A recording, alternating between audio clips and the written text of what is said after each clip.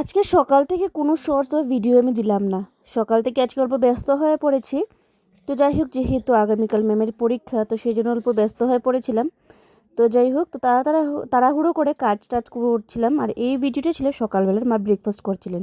তো মা আজকে ব্রেকফাস্টে করলেন পরোটা। তো এই পরোটাটা দেখো মা কি সুন্দর করে করেছেন, খেতেও কিন্তু খুবই টেস্টি লাগে। আর মায়ের হাতে রান্না তো বুঝতেই পারছো কেমন হবে। তো যাই হোক, আর আমি এখানে কাজে ব্যস্ত হয়ে পড়েছি, যেহেতু তাড়াতাড়ি কাজ শেষ করে ম্যাম পড়তে বসবে, তাই আমরাও সবাই বসবো আর কি। তো সেই জন্য আমি আমার কাজে ব্যস্ত ছিলাম, আর মা এখানে ব্রেকফাস্টটা করছিলেন। আর এরকম ধরনের পরোটা খেতে আমার কাছে খুবই ভালো লাগে। আর মায়ের যখন এইসব রান্না করেন না, সকালের ব্রেকফাস্টে সত্যি খুবই দারুণ হয় খেতে। তো আজকে আবার আমরা খেলাম। এখন আজকে ছিল লাস্ট, মার বিজিনেস।